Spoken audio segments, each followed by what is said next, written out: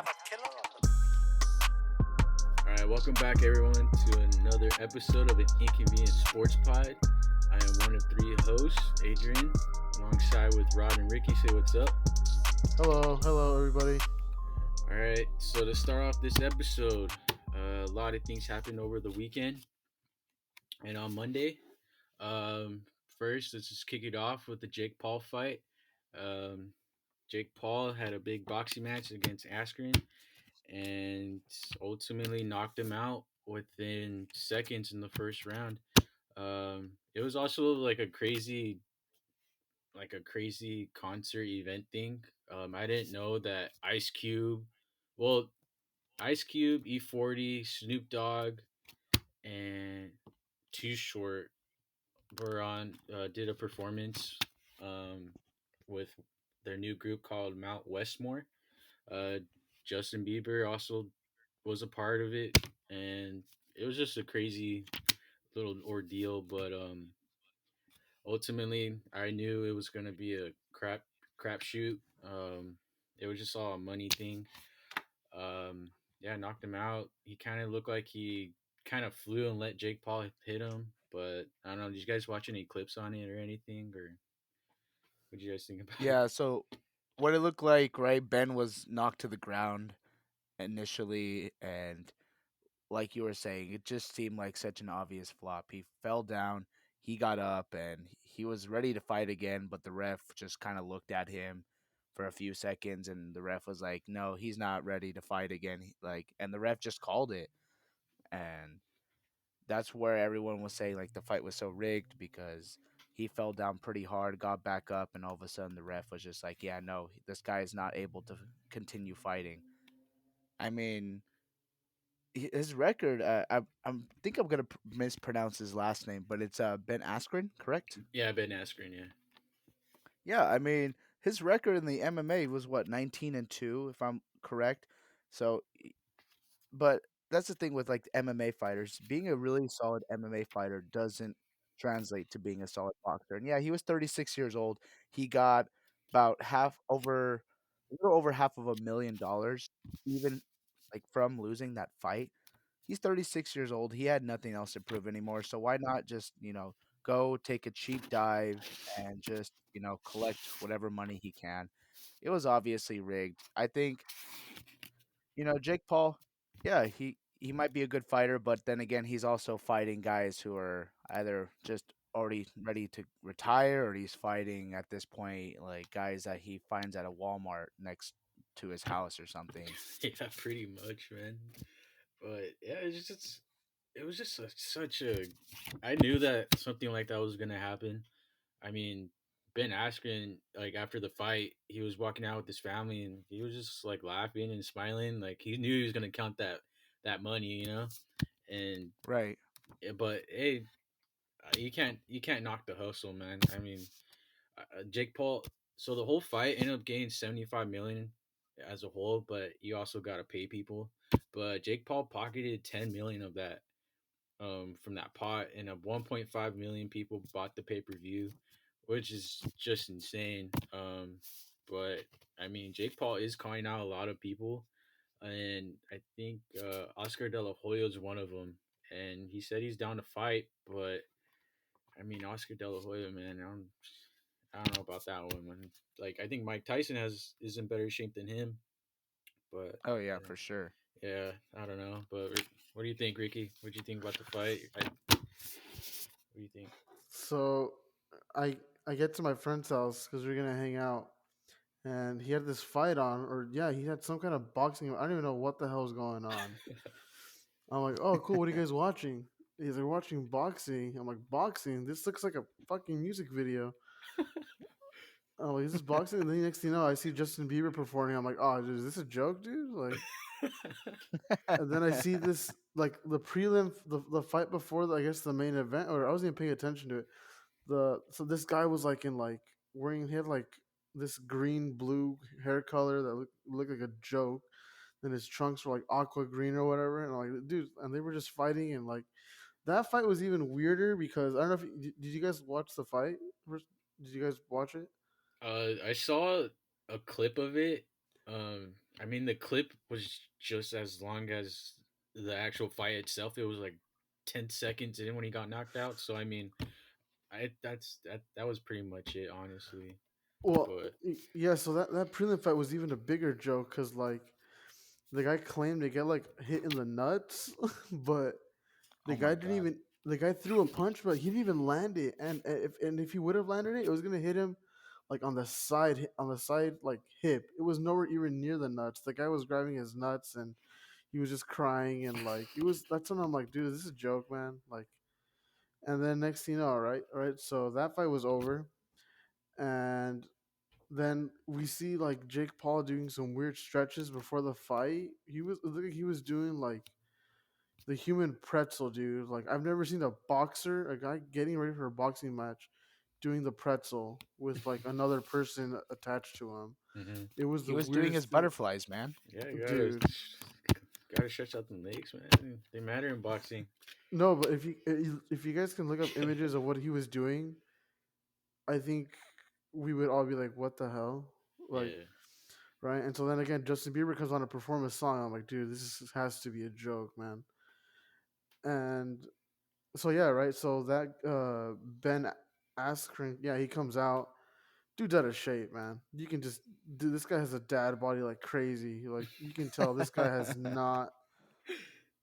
And like even I think Snoop Dogg called him like a carton of milk. He looks like a carton of milk. Vers- Honestly, the only highlight, yeah, the only highlight of that fight was just Snoop Dogg, man. His commentating was funny, man. But yeah, as far as like the whole Jake Paul thing, like, I don't know what to make of him. I mean, I don't know. Like, I read something that Dana White like threatened to like legally shut down Jake Paul's like beef with the UFC. hmm Like, I hear Dana White is like telling him to like fight a freaking boxer and stop fighting all these UFC guys. Like, it's like it's. I guess it's embarrassing to I guess to the UFC. I guess all these guys getting their asses kicked. Like, hmm um, so I don't know, man. I mean, it would be entertaining to watch Jake Paul against like a real fighter. Maybe I don't know, like against Oscar De La Hoya. That'd be kind of like iffy. I don't know. I mean, I don't know. I haven't seen De La Hoya fight in so long. Yeah, it's been like years since he's probably doesn't even work out as crazy as he used to anymore. He probably, I mean, runs here and there, but I don't think he's that type of guy that can bounce back like Mike Tyson, because Mike Tyson's just a twice as better athlete than Oscar De La Hoya. Well, I'm not gonna knock you know, his previous career or anything, but I mean, at this age, some people have it and some people don't.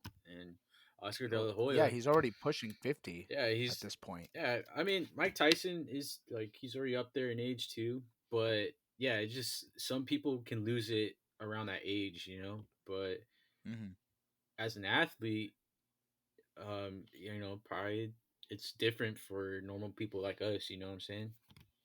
But yeah, I mean, But but yeah, also like what you were saying, how much money was made off of that?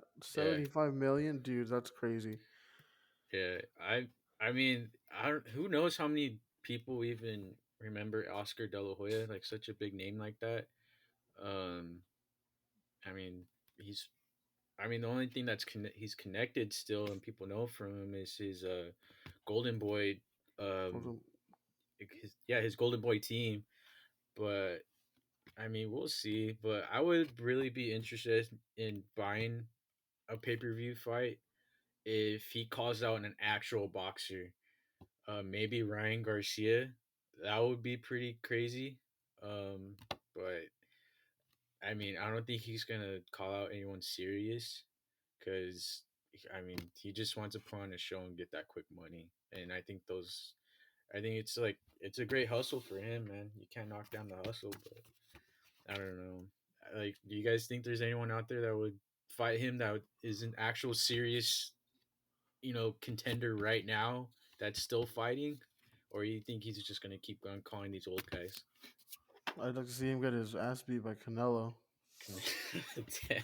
Dude, that would be insane if he calls him out. But Canelo, I can definitely see him doing that because he's Canelo's been like majority of his fights have been just warm up fights, man. He's just been kicking dudes' asses like nothing, dude. It doesn't. It's like not even a fight, you know. Like the only real fight he had was Triple G, and that's been it. And Yeah. I think Canelo likes more of the money, and I think if Jake Paul sees like, all right, I'm gonna end this real quick, he's probably gonna call Canelo, and I think everyone will want to watch that. But that would be catastrophic for Jake Paul, man. Like that would probably ruin him. But I don't know.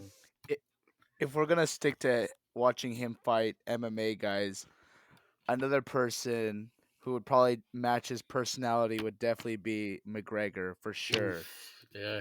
I would pay big money to see a McGregor and Jake Paul fight because they both love to just talk trash, just so much trash talk between both of them.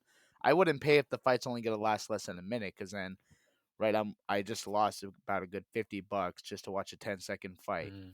But Well, I mean, definitely, I think it's a lot different for what he's done than anyone else has. I mean, this dude had performers for the fight. I mean, he had Mount Westmore. I mean, four of the greatest of all time rappers of the West Coast, and I mean, like performing. Then you got Justin Bieber. People are gonna pay to see him. I mean, if there's like good names that are gonna perform before his fight, it's probably worth the money than just buying a regular fight because I mean, a lot of the like the undercards, you don't really know who they are, right? Like you're just paying the $50 to see like say a Canelo or um Mazdaval or whatever fight, but it's a lot different from the other ones. So I mean, I don't know. well, according to Ricky, his friend paid $50 to also see a guy whose hair looked like he got it from 2K or something fight. So Dude, it was weird, man. I was confused the entire time. I don't know what the hell was happening. Well, it's a lot different, but hey, gotta respect the hustle, man. Fucking like the gloves looked so small. I'm like, dude, like he's bound to knock him out. Yeah, I mean, I don't know. The guy Jake Paul made 10 mil. Ben Askren made uh, who knows how much, but he made money. So hey, respect the hustle. But moving on, let's go to some NBA. KD got hurt, lower left leg injury. I think Rod, like, what did he hurt exactly? What happened? right, so it's a left thigh contusion, and so the left thigh contusion is like a soft tissue injury, which like includes like the muscles and the blood vessels and Mhm. all the nerves in general on the upper part of the left of the leg. So yeah, all your little nerves and blood vessels and everything that's all connected in the upper leg is what's basically damaged. And he says that just right now he's sore. He should be okay, but he has already been ruled out for the Nets next game Okay, I mean, against the Pelicans. I mean, it's not like they're say a Warriors team that doesn't have anyone on the bench. I mean, they literally have four big names on the team. Yeah. I don't think it's gonna hurt them too much, but I don't know. I think they'll live without him. Pretty solid. I don't know. What do you guys hmm think?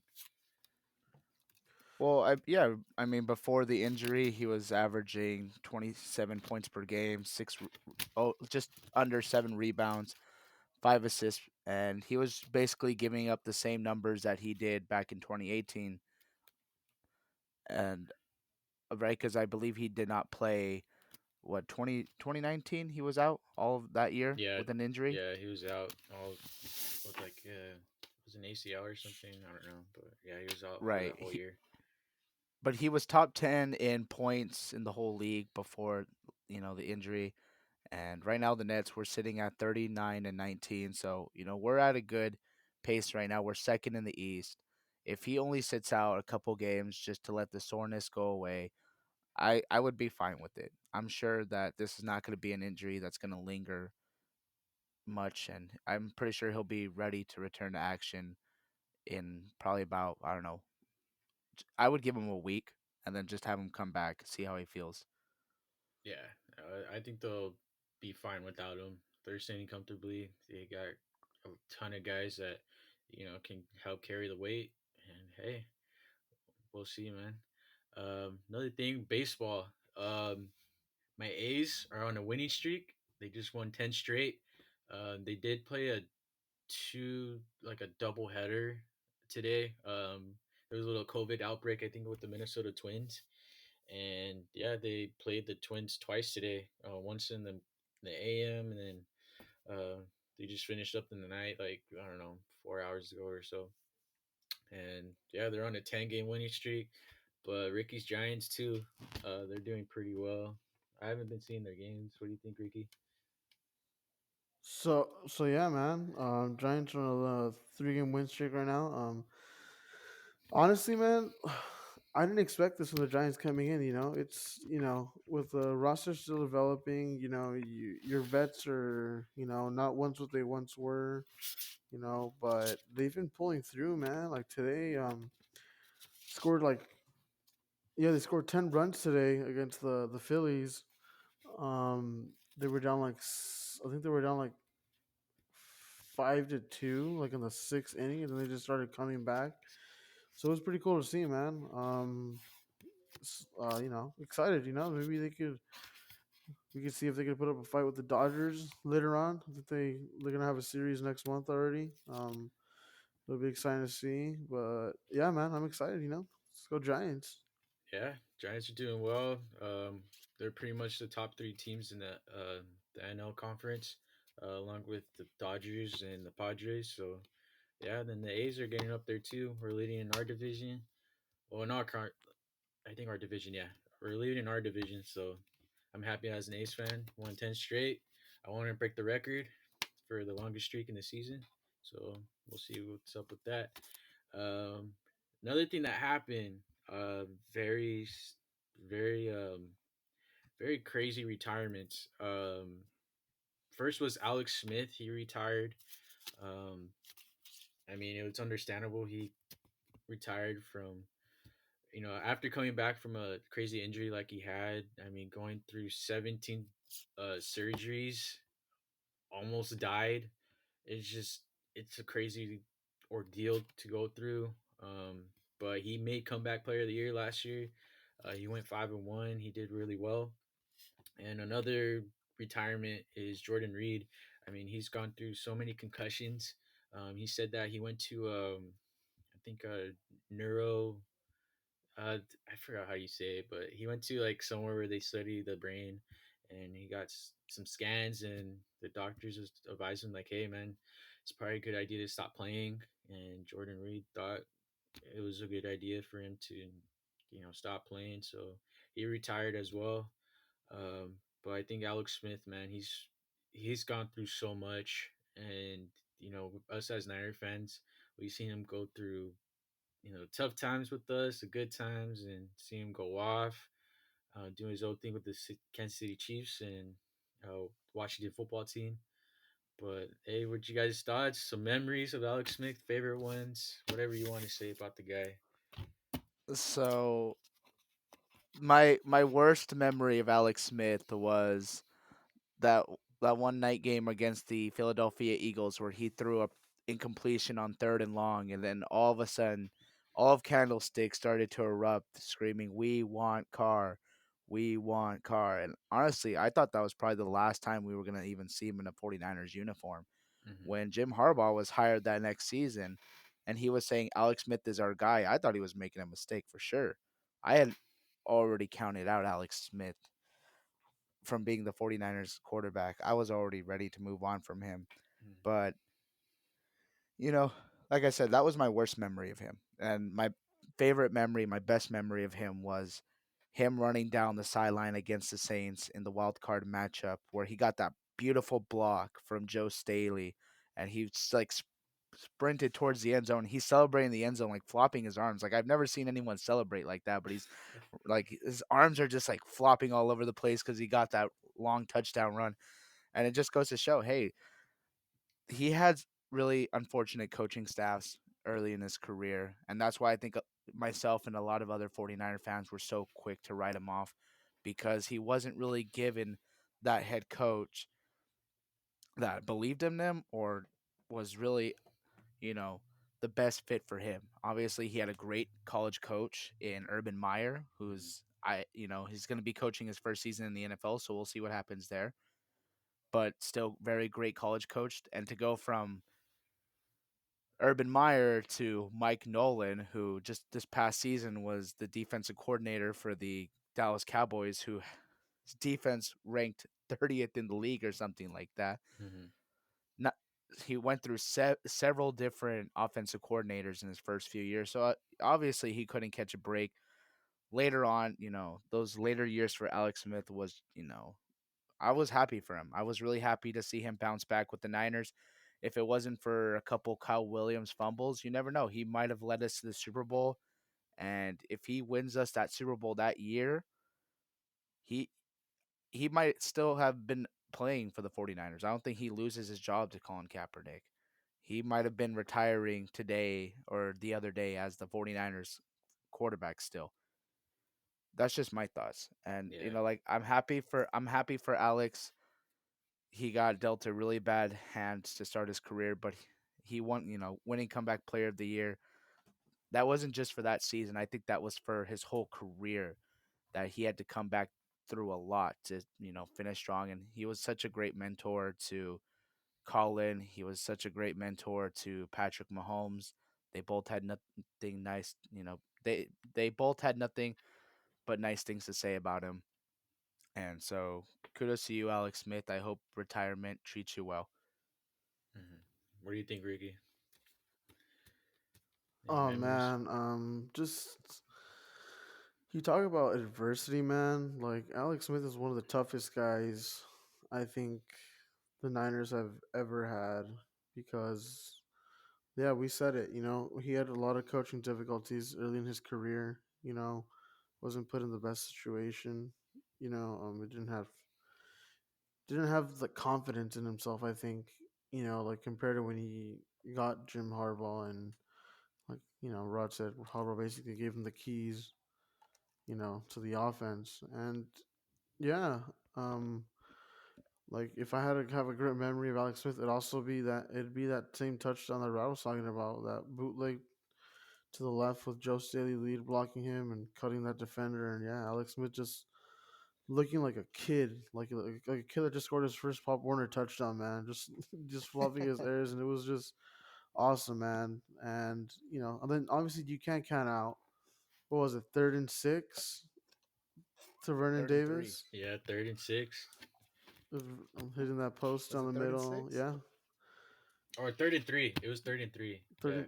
Okay, Yeah, it was third and three. Yeah. and you hear Eric Davis say he's got him, and it was that play was Alex Smith, man. That throw to guts, that because when you really look at it, it was so tight with that safety. I think it was Roman Harper that was right there with, like, dude, that throw to guts, man. And that shows, that's basically all you need to know about Alex Smith is he had guts. The guy never backed down. He always, he believed in himself. He believed that he would have delivered. And yeah, like Rod said, honestly, man, if he never got that injury against the Rams in 2012 and Colin Kaepernick never takes over, who knows, man? The rest would have been history. I think he would have won the Super Bowl. I think he still would have been our quarterback today. And that just goes along with also, like, with Jim Harbaugh. Maybe Jim Harbaugh's still our head coach today. And, we would have had a couple of Super Bowls, you know? Hmm. But I don't know, man. What he went through with all those surgeries and, like you said, almost losing his life. And, it was a good reality check for him, like, there's sometimes there's bigger things than football, like we take everything for granted. And, I'm just happy for him. Congratulations on a great career. You know, obviously, he will be missed. I always loved Alex Smith. I will definitely miss him in the game. But I wish him, the best of luck in whatever he does next. Him and his family. He's got 3 kids, or I think he has 3 kids. Um, I think he was talking about maybe wanting to coach soon when his kids are able to play. I think he was saying something like that. That'd be really cool, man. Oh, really? Yeah, I think that's what he said in this documentary that came out. He thinking about coaching his kids one day, and that'd be cool to see, man. I'd love to Hmm. see Alex Smith coach because that guy knows football, not just X's and O's, but the adversity and what it takes to win. So congratulations, Alex. Happy for you, and wish him nothing but the best. Yeah, I mean, you guys said it best, man. Like, it just sucks because it's such a like a great like phoenix rising out of the ashes kind of story. I mean, this guy just his first years with the 49ers were just it was just horrible, you know. And he did. I remember seeing an interview of him talking about those years, and it was just the organization was just so dysfunctional. Like it just made him hate football, and it was really tough for him. And you know, just all the amounted like expectations on like even as a young man at like 20 something years old, you know, like all these expectations and going to a story franchise like the Niners and people expecting to be the next Joe Montana, Steve Young, or even a Jeff Garcia. And you know, who would have known, like who would know, like we will never know like if Alex Smith were to pan out to be the great number one pick like everyone thought he would if he had good coaching. I mean, Rod said it best, like he had the worst coaching. Then Jim Harbaugh came around, fixed him.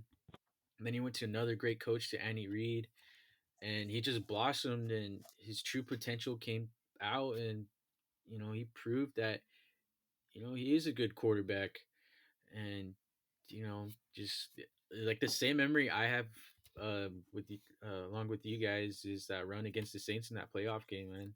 Just so memorable. And like he just seeing him run through the sideline and cheering, like it was great. And we're actually gonna pay homage to that 33 because like every catch that is storied, like the catch one with Dwight Clark and Joe Montana, that was on 33. Terrell Owens and Steve Young, that was on 33, and Alex Smith to Vernon Davis, that was on 33. And you know, we're originally gonna call this podcast 33 and do those clips of you know all those calls on those plays. And you know, just I think there's a lot more to Alex Smith of good things that I remember than the bad. And I hope you know everyone remembers the good things that he did for this game. Um, I mean, he came back from a crazy injury, and it was just so great to see him, you know, do that kind of comeback and play football, the game he loves. And I didn't know about the coaching um, the thing with him, and I think he'll be really great. I mean, Rod said it too. Like he was a great mentor to Patrick Mahomes, Colin Kaepernick. I mean, just imagine being a coach. You know, either a QB coach, an OC, or even a head coach one day. I think he'll be great at that job, and he'll bring out the potential of his quarterbacks, and you know, really teach them how to keep a hard head and just focus on what you need to do for your job. And I don't know, Alex Smith. I think he had a great career. Um, but yeah, that's pretty much it, honestly. Any other thoughts, guys? Alex Smith? I don't think we really touched on Jordan Reed as much as Alex Smith as well, because you Yeah, mentioned yeah, that he retired. yeah. Yeah, you mentioned that he retired because of several concussions and stuff. And I just want to point out that it's, also it's really unfortunate that Jordan Reed had to retire at such a young age. Hmm. I mean, not super young, but obviously he was, he still could have been at, still reaching his peak at a tight end because, tight ends usually have also longer shelf lives, and he was only going to be 30, or he is only 30 years old right now. And, he had a pretty decent season for us if it wasn't for Nick Mullins missing a couple passes to Oh him every man, now and then. yeah. But, he had 26 catches, 231 yards, nothing, eye popping, but he had just as many touchdowns this past season with 4 receiving touchdowns than the 2 previous seasons combined. So, right, he had 4 receiving touchdowns last year. He had 2 each in each of the past 2 seasons. So a little bit of of an upgrade, obviously, from the past 2 years. He almost averaged a first down every catch that was thrown to him. He had an 8.9 receiving yards per catch, and when we first signed him, I just thought he was going to be a camp body. I didn't think that, he had much left in the tank. And yeah, it's unfortunate he got injured a couple of times, especially that leg injury against the Jets in the end zone. I would have loved to see him play one more year, just kind of, prove the doubters wrong still. But obviously, health always comes first. Same thing with like Chris Borland when he retired after one season. Because yeah, concussions are no joke, man. I know we've probably suffered a few concussions when we played high school ball, and they're definitely not fun. And all the best to Reed. Hopefully, he can take care of himself, and he doesn't just end up like one of those other guys that the CTE gets to them. I hope he can definitely just take care of his body. He's still at a young age where he can, and both him and Alex Smith. I hope that they just enjoy retirement. Yeah, Jordan Reed, he did really well for us last season. Like you said, he just the quarterback play wasn't there. I remember against the Saints, like there were just some throws that he was open and the ball just wasn't there for him. And I remember him getting really pissed off one play and just jumping around and saying like, like what the fuck, like I was there, you know, it was just really disappointing because everyone had a lot of expectations for him last year, and I really thought we were gonna go back to the playoffs, but injuries piled up, and I bet you he was really irritated. Um, that would have been really cool to see him get a shot at playoffs and probably even just competing for a Super Bowl run. Because yeah, like you said, he went through a lot of stuff, and everyone's saying like, oh, he was just gonna get hurt, blah blah blah. He's not gonna be able to play a whole season. He did get hurt for us, but he still balled out for us, and I really appreciate him doing that. And but yeah, health comes first, and I hope I wishing him well. Um, any other final thoughts, Ricky? Yeah, like you guys have said it best. Health comes first. Jordan Reed was a very productive tight end, man. Probably one of the best receiving tight ends the league had in the last decade. But yeah, injuries, they take a toll on your body, man. Like they may not take a toll on you now, but later on they will. Especially when you don't want to mess with the brain, man. You don't, it's probably the most important organ in our body. You don't want to mess with it, Yeah, and I just, it's unfortunate that that he can't play anymore. That he's hanging up the cleats, but I will definitely like when I think Jordan Reed, man. I think of that freaking like God. They were using so many ways at Florida when he played at Florida, man. God, with him and like Trey Burton were on the same offense. It was just like a good dynamic tight end duo. hmm So, but yeah, man, it sucks they only got him for 1 year, man. I would love to see him more with Kyle, and what more we could have done with him. But but yeah, man, also wish him the best of luck in whatever he decides to do next, and yeah, we'll just move on. yeah, yeah. Best of luck to Alex Smith and Jordan Reed.